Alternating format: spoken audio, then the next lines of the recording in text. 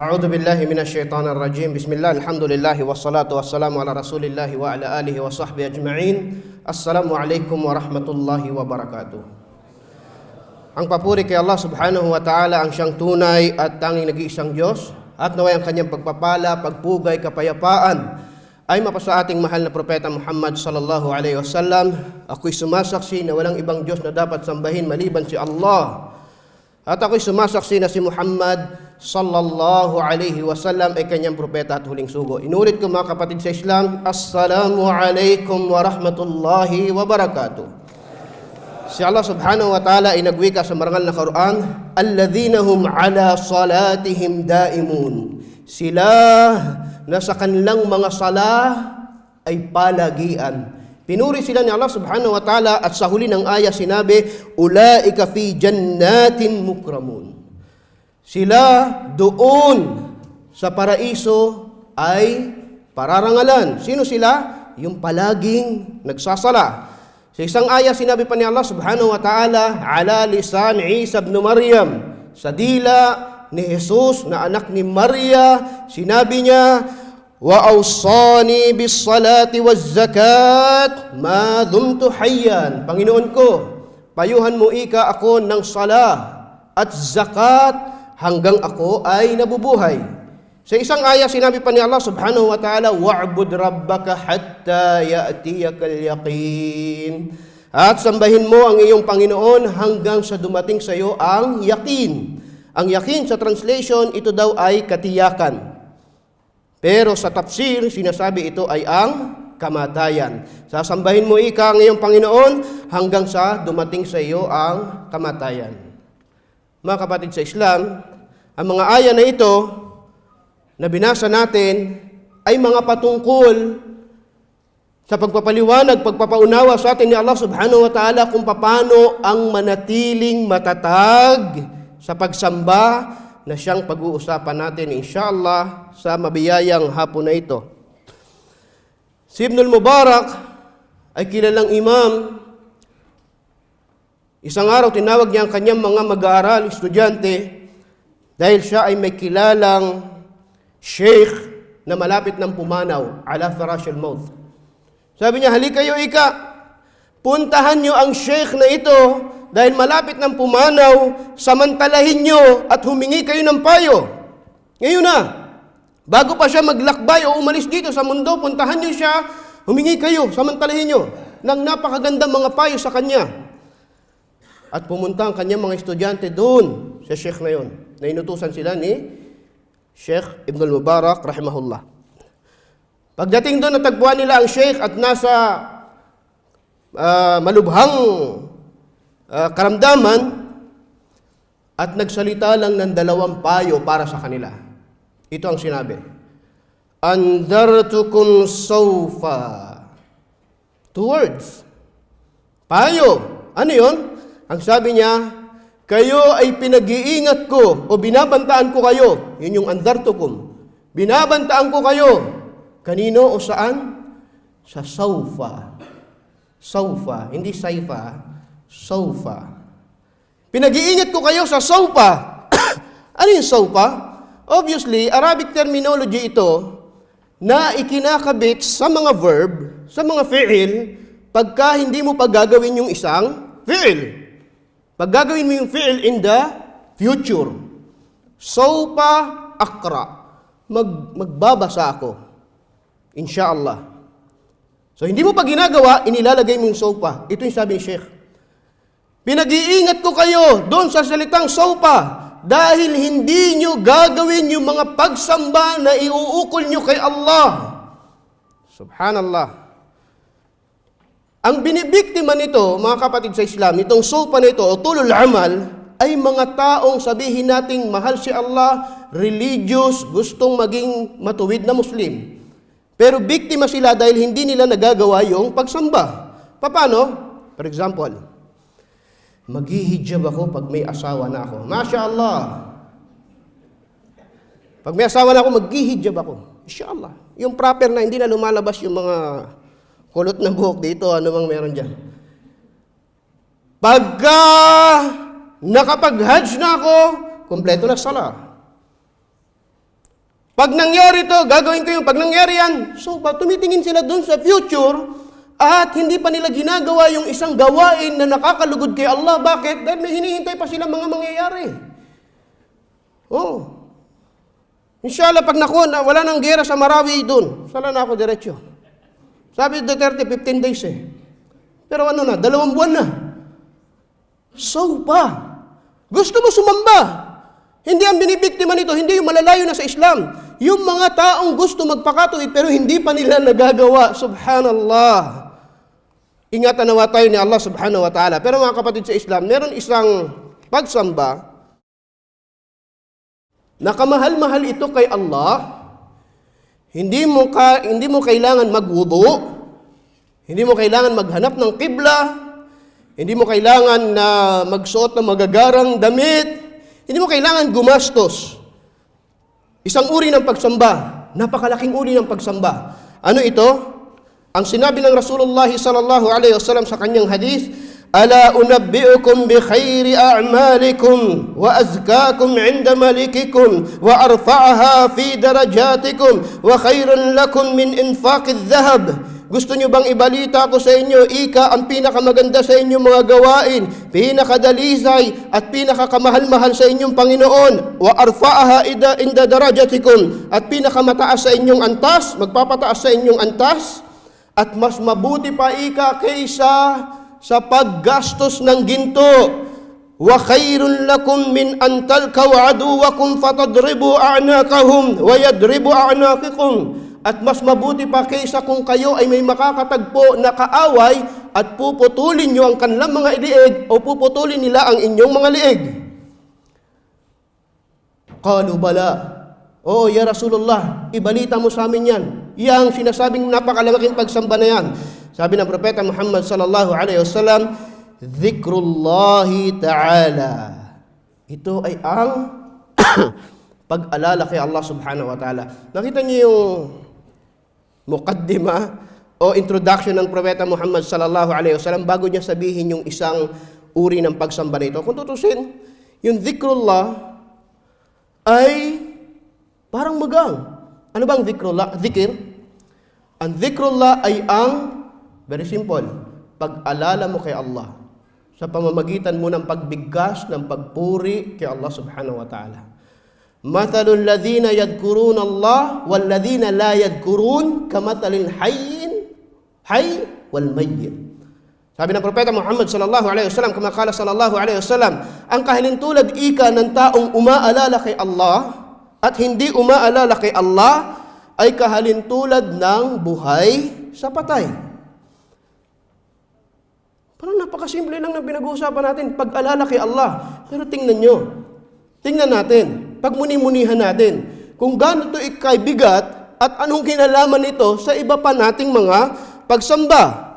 Sa isang hadis ng Propeta Muhammad sallallahu alaihi wasallam, anna rajulan, may dumating daw na lalaki at sinabi, "Ya Rasulullah, inna syara'i al-Islam kad kathurat alayya, fa akhbirni bi syai'in."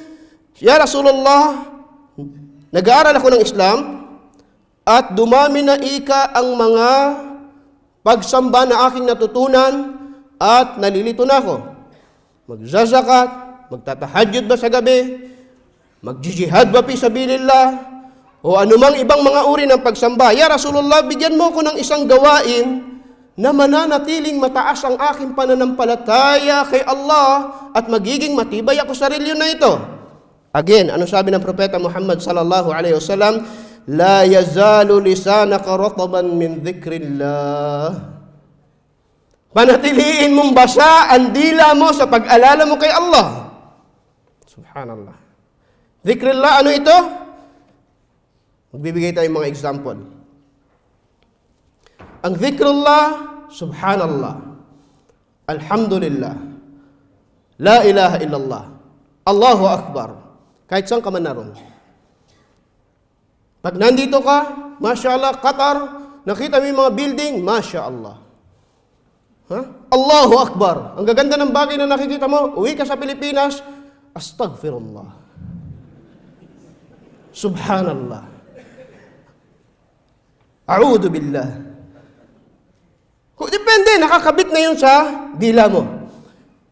Sinasabi na ang pagpupulong ng mga pinuno ay nakakaepekto sa pagbabago ng kalakaran sa mundo. Pag malalaking pinuno, nag-meeting, after ng meeting, nakaabang yung media, ano kayang pagbabago mararamdaman? Kung napapansin nyo, kung may kayo manood ng balita, pag may nag-meeting na 2 presidente, bukas, ano nangyari? Nag-meeting lang to, ba't may? Diba? Pero huwag na tayo pumasok masyado sa issue, pero alam ko naintindihan nyo kung ano sinasabi ko. Lalo kayo. Subhanallah. Pero may pinakamalaking meeting sa kasaysayan ng tao, ang nagtagpo ay ang Propeta Muhammad sallallahu alaihi wasallam at si Ibrahim alaihi salam. Sino sila? Khalilullah. Kaibigan ni Allah.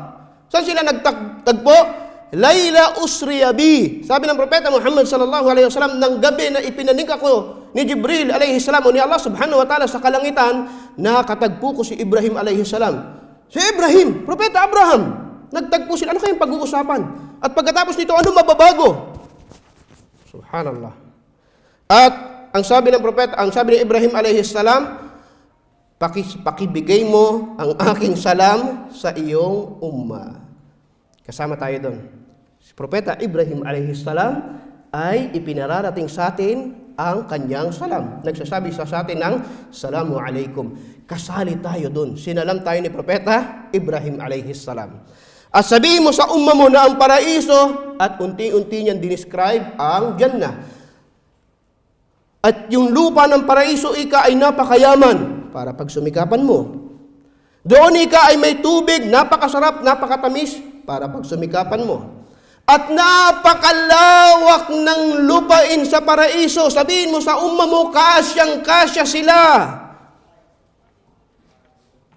Realty. Lupa. Speaking of lupa, pag OFW, ito yung isang number 1, number 2, number 3 sa listahan natin. Di ba? Pinagsusumikapan sa dunya. Pero, tingnan nyo ito. Sabihin mo sa kanila, napakalawak ng lupa doon at taniman nyo na. Paano mo tataniman? Ang pagsasabi nyo, ika ng mga papuri kay Allah katulad ng subhanallah, walhamdulillah, wala ilaha illallah, wallahu akbar. Taniman mo yung lupa mo doon. Bawat pagbigkas mo ng subhanallah, ng dikrillah, tumutubo doon ang mga halaman na iyong tinatanim dahil sa dami ng iyong papuri kay Allah.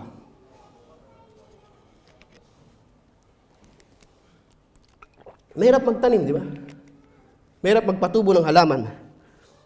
Pero sa paraiso, napakadali. Ano? Subhanallah, walhamdulillah, wala ilaha illallah. Mga kapatid sa Islam, napakahalaga itong pinag-uusapan natin, pero isang point pa. Sinabi ng Rasulullah sallallahu alaihi wasallam, ya ayyuhan nas. Kasi isang beses siya daw ay naiulat na nagsala ng gabi sa masjid, nakita siya ng tao, yung mga tao sumama sa kanya, nagsala kasama niya, at napahaba yung kanyang sala, sumama yung mga tao. Okay? Pagkatapos ng sala, at ang Propeta Muhammad sallallahu alaihi wasallam, pag nagsasala sa gabi, talagang inuubos niya yung oras sa gabi. Take note. Ngayon, siguro pag meron kang nakachat, ano ginagawa mo? Dan, sala. May selfie, may picture, dahil nagsala sa gabi. Ilan raka yun? 3 raka, 2 raka, 1 rakaan na may maiigsing sura. Hindi ganito ang senaryo noong panahon ng Propeta Muhammad sallallahu alaihi wasallam, o lalo ang Propeta Muhammad sallallahu alaihi wasallam. So napagod yung mga tao, in short, dahil sumabay sa kanya, hindi nila expected. Pagkatapos nito, nagsalita ang Propeta Muhammad sallallahu alaihi wasallam, ya ayyuhan nas, khudu min al-a'mali ma tatikun, fa inna Allah la yamallu hatta tamallu. O kayong mga tao, gumawa kayo ika ng mga gawain, at kunin nyo ang gawain, take note na hindi mabigat sa inyo. Fa inna Allah la yamallu hatta tamallu. Sapagkat si Allah subhanahu wa ta'ala ay hindi nagsasawa hanggat hindi kayo magsawa. May aral, no? Kasi ang pinakamagandang gawain na turo ng Propeta Muhammad sallallahu alaihi wasallam ay kahit na konti, basta tuloy-tuloy. Kesa nagtahajjud ka isang gabi, pero ang next tahajjud noon, 2020 na. Well, nagtahajjud ng 2017 eh. Ang mas maganda, ayon dito sa pagkakaunawa natin sa hadis na Rasulullah sallallahu alaihi wasallam, simulan mo ng 3 rakaah. Kahit na 1 rakaah. Witir. Basta gabi, may sunnah ka, palagi. Basta bukas, ulitin ko ulit to. Next, susunod, araw-araw, gabi-gabi. Kesa napagod ka ng isang sala, napakabigat, isang maghapon, at hindi mo para ka na trauma. At hindi mo alam kung kailan kang babalik, wal-iyadu billah. Mga kapatid sa Islam, nagtataka ba tayo, magbibigay ako ng example dito. Kanina pinag-usapan natin zikrullah, pag-alala kay Allah. At anong kinalaman nito sa mga binabanggit natin pagsamba? Nagtataka ba kayo kung may makita kayong tao, nagsala ng salatul fajr, at pagkatapos, bibitiw ng salatul dhuhur? Ang salatul fajr, bago mo masagawa, puputulin mo ang mahimbang mong pagtulog.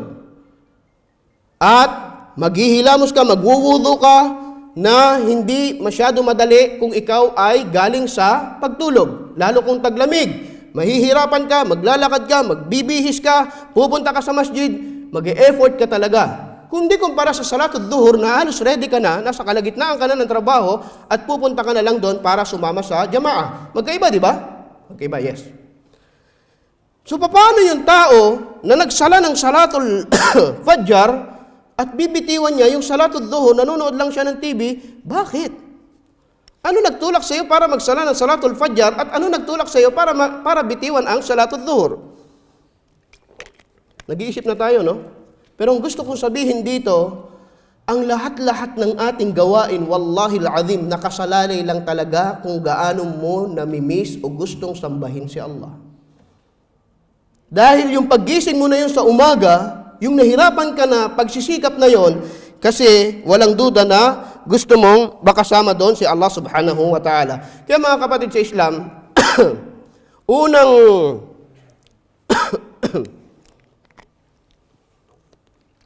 meron akong gustong unang i-share talaga sa pagtatagpo natin na ito, at biyayaan nawa tayo ni Allah subhanahu wa ta'ala. Sheikh Abdul Qadir Abbas, tinalakay yung maba'da Ramadan. At si Sheikh Al-Misri, yung tungkol sa paglilinis ng sarili. Puro ito may kinalaman dahil pag-alis ng Ramadan, parang ang hirap bumalik ng tao na pataasin nila yung kanilang pagsamba. Hindi ba? Kaya ngayon, kung talagang gusto natin manatiling mataas ang ating pagsamba, napakadali nito. Inshallah. Ano yun? Ready? Pwede natin panghawakan ang 2 sunnah na ito ng Rasulullah sallallahu alaihi wasallam. Inshallah. Basta ngayong araw na ito, umattend tayo ng conference, at pag-uwi natin, nabaon natin 2 sunnah ng Propeta Muhammad sallallahu alaihi wasallam, at ito ang mensahe ng conference na yon, inshallah gagawin ko yon. Napakadali. Ano yon? Number 1. Ano yung una? Raka'atil fajr. Inshallah, kung nagagawa mo na ito, alhamdulillah, meron ka ng libreng isa. Ano yon? Raka'atil fajr, 2 raka'ah ng salatul fajr. Anong may kinalaman dito? Ito daw ay tinatawag na sunnatun muakkada, sunnah na hindi binitiwan ng Rasulullah sallallahu alaihi wasallam, na kung saan sinabi niya, tingnan niyo to, raka'atil fajr khairun minad dunya wa ma fiha. Ang 2 raka'ah ng fajr ay mabuti pa sa mundo at anumang laman ng mundo. Sunnatun muakkada. Ang mga sunnah na ito na sinasabi natin mga kapatid sa Islam ay ano? Pumuproteksyon sa ating sala. Ganito ito pinapaniwalag ng ating mga ulama. Lahat ng bagay na mahalaga sa iyo, importante sa iyo, pag nabili mo na, na-acquire mo na, nakuha mo na, gusto mo ng extra protection. Tama, hindi. Yan nga, hindi man ganyan. Pagka bumili ka ng cellphone, kailangan may nakasalpak talaga ng mga protector kung ano-ano binabalot mo dyan. Bakit? Dahil importante yung mahal ng cellphone mo eh. Ganon din sa sasakyan, mga insurance, ganon din sa bahay. Pero kung importante talaga sa iyo ang iyong sala, tingnan nyo to. Napakahalaga pa sa iyo ng sala at gusto mo lagyan ng protector, gusto mo patibayin, ano yun? Sunnah. Dahil kahit kailan hindi mo mabibitiwan ng wajib hanggat meron kang sunnah. Pag dumating talaga sa iyo yung napakataas na tukso, tutuksoin ka ng syaitan at darating talaga yung kahinaan ng pananampalataya, uutusan niyang bitiwan mo yung pagsamba mo, pero nandun yung sunnah para hindi siya makadirekta sa pagpunta niya sa sala mo at hindi maapektuhan. Maaring mabitawan mo yung sunnah, pero yung mga obligatory mo, yung wajib mo, nandun, nasa loob dahil protektado. Subhanallah. Ano yung una sa mga sunnah na sinasabi natin? Sunnatun muakkada, sunnah na Rasulullah sallallahu alaihi wasallam, raka'atil fajr khairum minad dunya wa ma fiha. Ang dalawang raka'an ng fajr. Napakadali. Pwede mong gawin kaagad sa bahay bago ka pumunta sa masjid. O di kaya pagdating mo sa masjid, bago ka pumunta dun sa iqama, nakasama yung imam, magdalawa ka na sunnah. Ito yun. At inshallah mga kapatid sa Islam, madali lang ito at inshallah magawa natin to. Hindi pupunta ka, paggising mo, diretso sala ng padyar at pagkatapos, kuha sa kumot, balot, tulog. Napakadali, idadagdag mo, walang kahirap-hirap inshallah. Pangalawa, sunnah ng Propeta Muhammad sallallahu alaihi wasallam ay ang salatu al-witr. Salatu al-witr. Sa sobrang taas ng sunnah na ito, wallahi la yuhafidhu illa al-mu'min. Walang nakakapag-ingat nito, kasabihan nito ng ating mga ulama, maliban ang tunay na nananampalataya kay Allah subhanahu wa ta'ala. Ano yun? Na pagkatapos mo ng salatul isya, lahat ng sala na nasa pagitan ng salatul isya hanggang salatul fajr na witir, ano ibig sabihin ng witir? Mga odd number, mga butal. Kasi yung even, yung 2, 4, 6, 8, ang witir naman ay gagawin mo 1, 3, 5. Ito ang sunnah ng Rasulullah sallallahu alaihi wasallam. Lahat ng sala pagkatapos ng salatul isya at sa intention mo na ito ay witir at ginagawa mong butal, ito ang tinutukoy ng Propeta Muhammad sallallahu alaihi wasallam. Pakinggan niyo to. Sinabi ni Abu Hanifa at ilang mga Hanabila, ito yung pag-aaral ng mga madhab, sila ay nasa opinyon na ang salatul witir ay wajib. Nakakagulat, no? Wajib. Ang alam nating sala na wajib ay ang 5. Pero isa sa school of thought ng ating mga ulama na kinikilala, nasa opinyon sila na ang salatul witir ay wajib. Dahil anong dalil? Sinabi ng Propeta Muhammad sallallahu alaihi wasallam, "Innallaha zadakum salatan wa hiyal witir." Katotohanan na si Allah subhanahu wa ta'ala ay dinagdagan niya kayo ng sala. May dagdag. Ano 'yon? At ito ay ang al-witir. Masyaallah. Pero merong ibang mga school of thought at wallahu a'lam, inshallah ito ang pinakatama. Al-qawl ath-thani, dhahab ash-Shafi'iyya wal Malikiyya. Si Imam Malik at kanyang mga estudyante, si Imam Shafi'i at kanyang mga estudyante, ito ang kanilang opinyon. Ang salatul witir ay sunnatun muakkada. Ito ay sunnah na hindi talaga binitiwan ng Rasulullah sallallahu alaihi wasallam. At ano kanilang dalil? Sinabi ng Propeta Muhammad sallallahu alaihi wasallam, "Innallaha witrun yuhibbul witr fa'awthiru ya ahlal Qur'an." Katotohanan, sabi ng Propeta Muhammad sallallahu alaihi wasallam, si Allah ay witir. Sapagkat si Allah ay al-wahid. Nag-iisa. Wa yuhibbul witr. At gusto o kamahal-mahal ni Allah subhanahu wa ta'ala ang witir, fa'awtiru. Magsala kayo ng witir, ya ahlal Qur'an. O kayong mga naniniwala sa Qur'an o angkan ng Qur'an.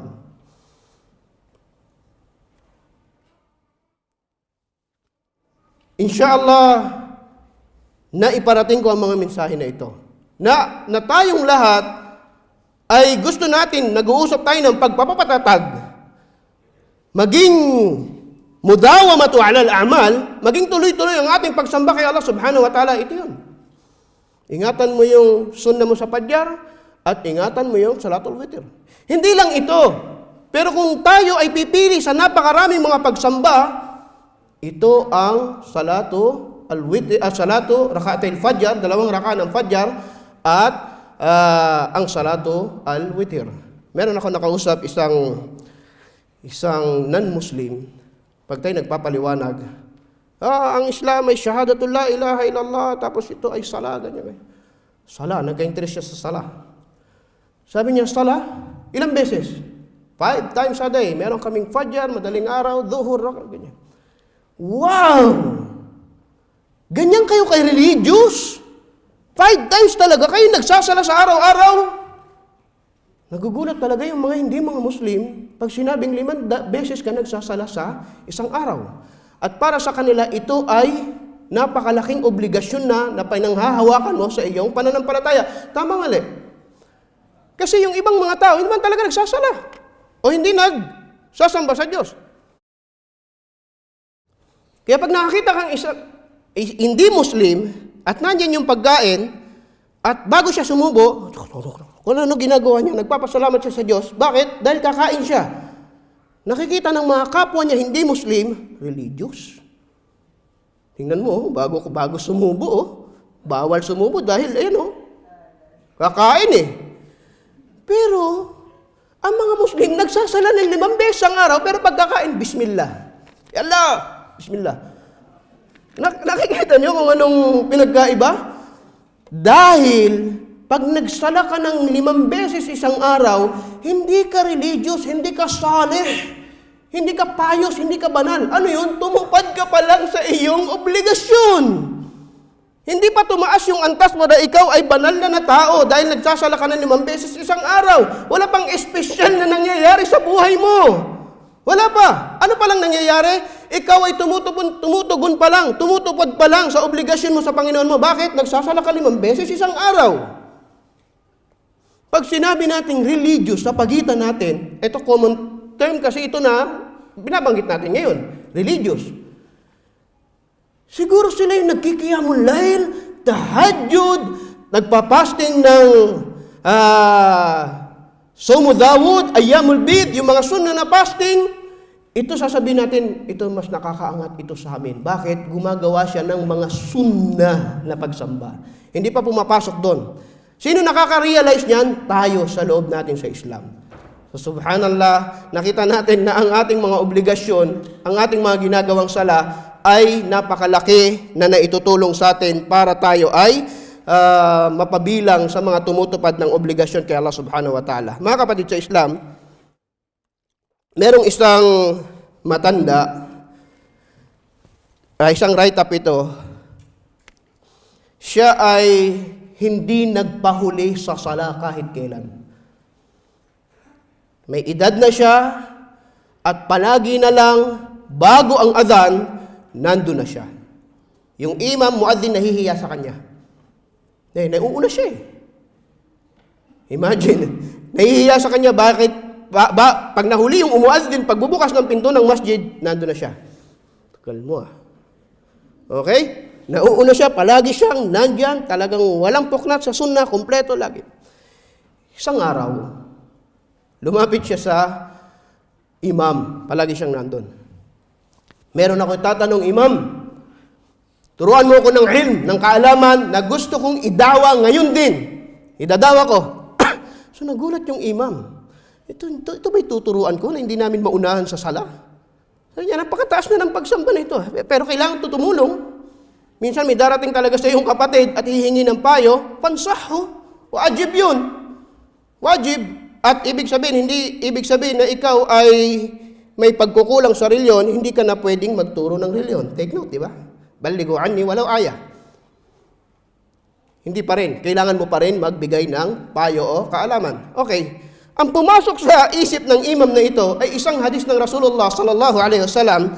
Ano yun? Sinabi niya, kalimatan, khafifatan alal lisan, Dalawang salita, magaang sa dila, thaqilatan fil mizan, pero mabigat sa timbangan, habibatan ila Rahman, at kamahal-mahal kay Allah, kay Rahman.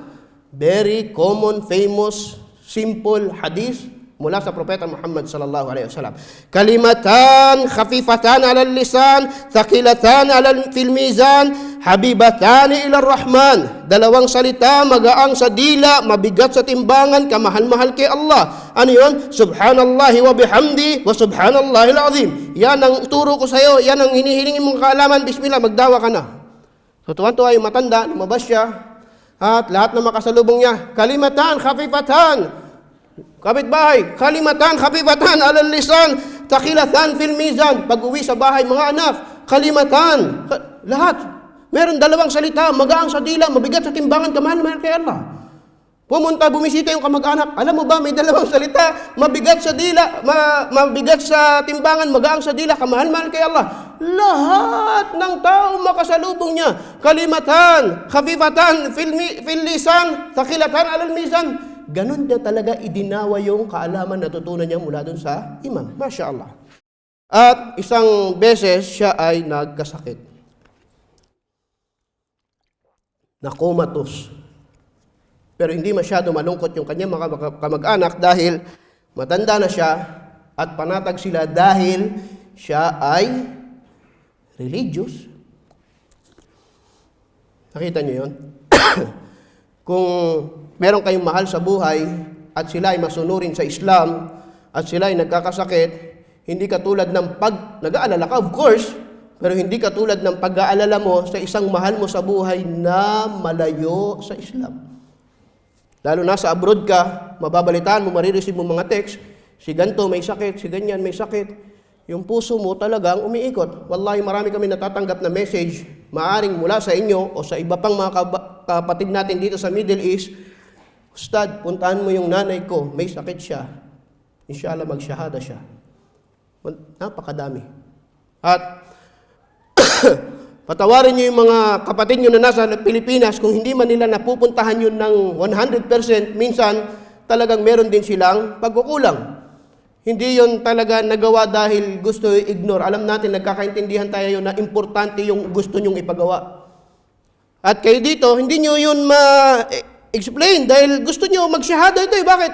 Baka umalis siya sa mundo, hindi pa siya nagsasyahada. At nagiging mabigat sa iyo yun. Diba tama yun? Kaya nakikiusap sila na puntahan yun sa Pilipinas para magsyahada. So ang matandang ito ay hindi na nakausap at halos yung mga pamilya ay tanggap na. So isang beses tinawag sila ng doktor, sila ay nasa ospital, pumunta kayo ika dito at merong pagbabago sa inyong tatay o sa inyong lolo. May pagbabago, siya ay kumilos at malapit siya magsalita. Malapit siyang dumilat mula sa pagiging komatos. At lahat sila nagtipon doon sa ospital. Inabangan ng mga pagkilos, paggalaw ng kamay, paggalaw ng mata, hanggang sa dumilat at nagsalita, tumingin sa doktor. Lahat sila nabuhayan ng pag-asa. Pagtingin niya sa doktor, nagsalita siya. Ang sabi niya, kalimatan, khafifatan, fil lisan. May dalawang salita, magaang sa dila, thaqilatan alal mizan, habibatan lirrahman. Yun kaagad ang una yung sinabi. Pagkagising niya sa doktor, may dalawang salita, magaang sa dila, mabigat sa timbangan, kamahal-mahal kay Allah. Ito ang pag-alala o dhikrullah. Mga kapatid sa Islam, inuulit ko, kaya binibigyan ng diin ang pag-alala kay Allah, yun kasi ang punong dahilan para magawa mo ang pagsamba sa Kanya. Dahil hindi ka man magpapasting kung hindi mo inaalala si Allah. Hindi ka magsasala kung hindi mo inaalala si Allah. Hindi ka magsasadaka kung hindi mo inaalala si Allah. Maliban kung meron kang ibang agenda. Subhanallah. Kaya ka maaga sa masjid, may iba kang agenda at hindi sa pag-alala mo kay Allah. Kaya ka nagpapasting dahil may iba kang agenda dahil hindi sa pag-alala mo kay Allah at iba pang mga gawain. Ba't mo ginawa yun? Lahat yan, saan uuwi, saan babalik? Dahil ikaw ay umaalala kay Allah subhanahu wa ta'ala.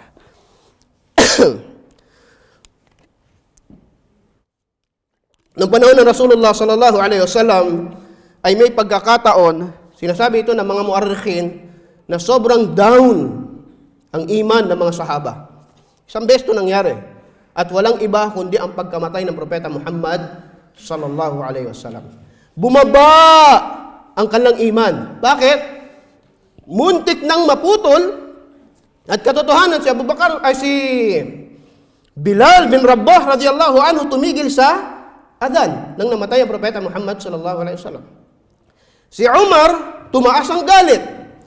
Huwag niyo sasabihin patay, pupugutan ko kayo ng ulo. Bal su'ik kama su'ika Musa. Siya ay nahilo lang, nawalan lang ng malay katulad ng ginawa ni Allah kay Musa. Sarado yung isip niya, wala magsasabing patay. At meron mga grupo ng mga tao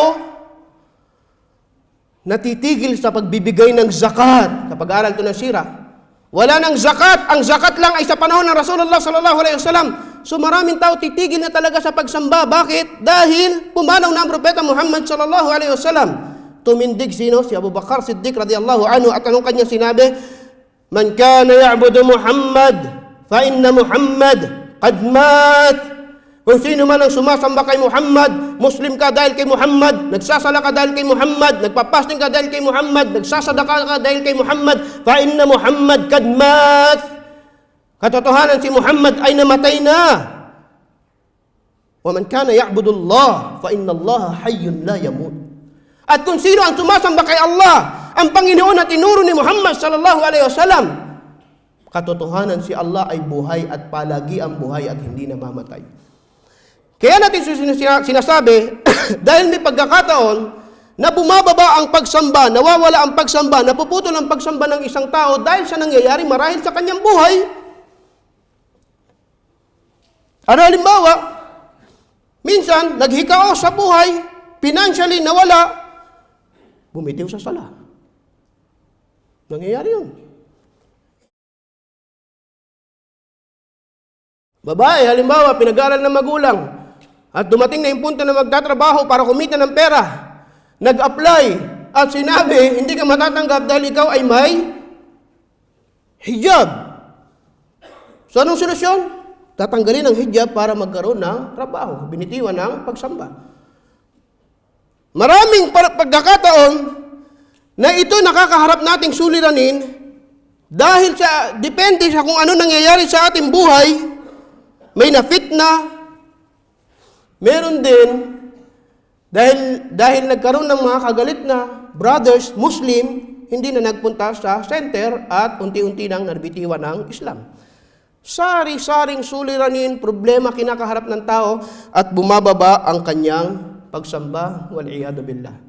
Katulad ng, hindi eksaktong katulad, pero may pagkakahalin tulad sa naganap sa panahon ng sahaba ng propeta Muhammad sallallahu alaihi wasallam ay pumanaw, isang napakalaking dagok na problema sa kanila, pero kailangan merong magpaunawa sa atin na kung sino ang sumasamba kay Allah, fa inna Allah hayyun la yamut. Yun ang kailangan may magpaliwanag sa atin. Ano yun? Sinabi ni Allah, wa'bud rabbaka hatta ya'tiyakal yaqin. At sambahin mo ika ang iyong Panginoon hanggang sa dumating sa iyo ang katiyakan o kamatayan. Walang aalis. Walang bibitiw. Ang pagsamba dapat pataas at hindi sa estado ng pagbagsak o pagbaba. Naiulat na pagkatapos ng Fathu Makkah, ang Fathu Makkah ay isang napakalaking kaganapan sa buhay ng Rasulullah sallallahu alaihi wasallam. Ano 'yon? Ang muli nilang pagbawi sa Makkah. Pagkatapos ng Fathu Makkah o sa Fathu Makkah, ipinababa ni Allah subhanahu wa ta'ala ang isang sura. Ano 'yon? Bismillahirrahmanirrahim. Idza jaa nasrullahi wal fath wa ra'aitan nasa yadkhuluna fi dinillahi afwaja. Sila ay nagtagumpay, pinasok nila yung Makkah at ang bilang ng mga Muslim ng panahon na yon ay 100,000. Overwhelming. Hindi na pumalag yung mga taga-Makkah, hindi na nakipaglaban. Bakit? Ang lakas-lakas ng Muslim. Pero pumasok ang propeta Muhammad sallallahu alaihi wasallam, namumuno sa kasundaluhang ito na nakababa ang ulo at halos tumatama ang kanyang ulo sa leeg ng kamelyo dahil sa kanyang pagpapakumbaba. At sinabi ni Allah subhanahu wa ta'ala, dumating ang tulong sa inyo. At makikita mo ika na ang mga tao ay pumapasok sa Islam, laksa-laksa, napakadami nila. Fasabbih bihamdi rabbika wastaghfir. Huwag kayo munang matapos, hindi pa tapos ang pagsamba. Pagkatapos ng ibinigay sa inyo na tagumpay ni Allah subhanahu wa ta'ala, magpatuloy kayo sa pagsamba at magtauba kayo. Subhanallah. Hindi ganun ang naging paghahanda ng mga sahaba bago nila maisakatuparan ang Fathu Makkah. Pinaghandaan nila yun na mahabang panahon. Nagsikap sila at ipinagkaloob ni Allah at nung nakuha nila, anong reward nyo? Tao ba kayo ha? Fasabbih bihamdi rabbika wastaghfir. Naintindihan nyo kung ano yung sinasabi ko? Nung nakuha yung Makkah, ang regalo sa kanila ni Allah, nagtagumpay kayo, nakita nyo nagmuslim yung mga tao, humingi kayo ng tawad kay Allah, innahu kana tawwaba. At katotohanan si Allah ay mapagpatawad. Yun ay sinasabi natin sa mga taong nakagawa ng kasalanan, di ba? Pag pinapayuhan mo yung kamag-anak mo na matigas ulo, ayaw magsala, nagbibisyo, magtawbang ka nga kay Allah. Pero ito yung mga tao, mga sahaba, mga tumaas ang pagsamba nila kay Allah. At pagkatapos, ang sinabi sa kanila ni Allah subhanahu wa ta'ala, fastaghfiruhu innahu kana tawwaba. Humingi kayo ng tawad kay Allah, katotohanan si Allah ay mapagpatawad. Pagkatapos ng Fathu Makkah, ang magkaibigan na iulat na lumabas sa syudad para muni-muni. At ano yun? Atan? No. Para, last na ito inshallah. Para magmuni-muni. Ang magkaibigan, sino to? Ang Rasulullah sallallahu alaihi wasallam at ang kanyang kaibigan na si Abu Bakar Siddiq radhiyallahu anhu. Nangyayari yan sa magkaibigan, di ba? Lumalabas sila sa lugar, pag sila ay gusto nilang, sa modern term natin ngayon, siguro yung nag-unwind. Nagmumuni-muni kung ano nangyari sa kanilang pinagsumikapan. Okay. Habang sila ay nakaupo, at inshallah makakuha tayo ng aral dito, habang sila ay nakaupo, dumating si Jibril alayhi salam sa Propeta Muhammad sallallahu alaihi wasallam. Salamu alayka ya Rasulullah. At nakikita ni Abu Bakar na ang Propeta sallallahu alaihi wasallam katabi niya parang may kausap. Sumasagot, wa alaikum salam. Pero nandun si Jibril, kausap siya. At sabi ni Jibril alayhi salam, sabihin mo ika sa kaibigan mo kay Abu Bakar, si Allah ay nagpapasalam sa kanya. Nakita niyo karangalan ni Abu Bakar Siddiq radhiyallahu anhu? Lumingon siya kay Abu Bakar, salam daw, sabi ni Allah. Subhanallah. At nagtanong si Jibril alayhi salam sa Propeta sallallahu alaihi wasallam, Muhammad, bakit ang kaibigan mo ay hindi kumpleto ang butones ng damit? Yung kanyang suot-suot. Kilala niyo si Abu Bakar, napakayamang tao, ang dami niyang pinalayang alipin. Ang sabi ng Propeta sallallahu alaihi wasallam, pinagtatanggol niya, marahil wala ng panahon at hindi niya na kayang bumili pa ng mamahaling damit dahil sa ginawa niyang pagtulong sa Islam. Yung pera niya nasa Islam lahat. Nakita niyo si Abu Bakar? Ang tanungin mo siya, sabi ni Jibril alayhi salam, tanungin mo ang kaibigan mo si Abu Bakar, ikaw ba ay nagsisisi sa ngayong estado mo na meron ka? Tinanong niya si Abu Bakar, tinatanong ni Allah, ni Jibril alayhi salam, kung sa katayuan mo ngayon, sa tagal-tagal ng ating naging paglalakbay sa Islam, ikaw ba ay nagsisisi sa iyong katayuan? Sabi niya, ya Rasulullah, wala akong kahit katiting na pag-aalinlangan sa ginawa kong paglilingkod sa reliyon ni Allah subhanahu wa ta'ala. Ano man ang mangyari, nabawasan yung kanyang kayamanan, siya ay naghirap, hindi niya kaya bumili ng mamahaling damit, o ano man yung tinitingnan ng mga tao, yung Abu Bakar noon, bago makuha ang Makkah, at ngayon pagkatapos ng kuha ng Makkah, wala akong kahit katiting na pag-aalinlangan sa iyo. At sinabi niya, at binasa ng Propeta Muhammad sallallahu alaihi wasallam ang aya, وَمَا لَكُمْ أَنْ لَا تُنْفِقُوا فِي سَبِيلِ اللَّهِ وَلِلَّهِ مِيرَاثُ السَّمَاوَاتِ وَالْأَرْضِ لَا يَسْتَوِي مِنْكُمْ مَنْ أَنْفَقَ مِنْ قَبْلِ الْفَتْحِ وَقَاتَلَ. Bakit kayo hindi gugugol ng inyong salapi para kay Allah, samantalang si Allah lahat ang may-ari ng inyong mga nakikita? At hindi ika magkatulad ang mga taong nagsipagyakap ng Islam bago ang pagkakuha sa Makkah at pagkatapos makuha ang Makkah. Si Abu Bakar nagmuslim sa panahon na imposibleng nagmumuslim yung mga maraming tao dahil pinahihirapan sila at mahirap yung Islam at iilan lang sila. Iba yung mga taong nauna nagmuslim kaysa nagmuslim sila ng panahon na ang Islam ay malakas na. Mga kapatid sa Islam, nasa huling bahagi ito ng ating lecture, pero gusto kong malagay ito sa puso natin. Magkaiba sila. Depende kung anong pagsisikap mong ginawa para sa reliyon na ito. Bilang panghuli, si Ali bin Abi Talib radhiyallahu anhu, meron siyang sinabi at inshallah tumatak din ito sa ating isipan, sa ating puso at isipan. Si Ali, tinanong siya, bakit ikaw masyado kang sumasamba sa gabi at masyado kang nagpaparami sa iyong pag-aayuno? Ano ba ang pinaghuhugutan mo? Ang sabi ni Ali radhiyallahu anhu, sabi niya, safarul akhirati tawil. Ang paglalakbay daw sa kabilang buhay ay napakahaba. Kasi siya ay nagtatahajjud gabi-gabi. Fayahtaju ila qad'ihi bisayril al-layl. Kaya kinakailangan ko ika na maglakbay kahit sa daan sa gabi. Malayo pa ang paglalakbay natin para sa kabilang buhay kung naiintindihan natin, kung gusto mo maging mabilis, ang paglalakbay mo patungo doon, pati sa gabi maglakbay ka. Ito sabi nino, Ali bin Abi Talib radhiyallahu anhu. Maraming salamat po mga kapatid at inshallah magkaroon pa tayo ulit ng pagkakataon para magsama-sama. Naisip ko kasi konti na lang sa immigration, ini-interview ako doon, nakapasa naman ako dahil nandito ako ngayon Pero mahigpit, inuulit niya, pero yung tanong niya, puro tungkol sa mag-asawa Anong birthday niya, anong paboritong kulay niya, kanina laman ito sa mga tinatanong. Pero ang pilit niya tinatanong, wala ka bang kamag-anak talaga doon? Wala Okay, tatanong na naman siya iba, mamaya babalikan na naman niya. Talaga wala kang kamag-anak sa Qatar?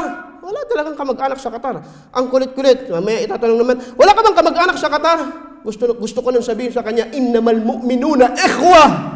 Tinatanong mo ako ng kamag-anak sa Qatar, marami akong kapatid ron. Hindi mo lang naiintindihan na mas mataas ang pagtitimbang naming mga Muslim sa aming kapwa kapatid kaysa sa sinasabi mong kamag-anak na hindi mo naiintindihan at naway patnubayan tayo ni Allah subhanahu wa ta'ala. Barakallahu fikum, jazakumullahu khairan, wa sallallahu ala nabina Muhammadin wa ala alihi wa sahbihi ajma'in. Wassalamu alaikum wa rahmatullahi wa barakatuh.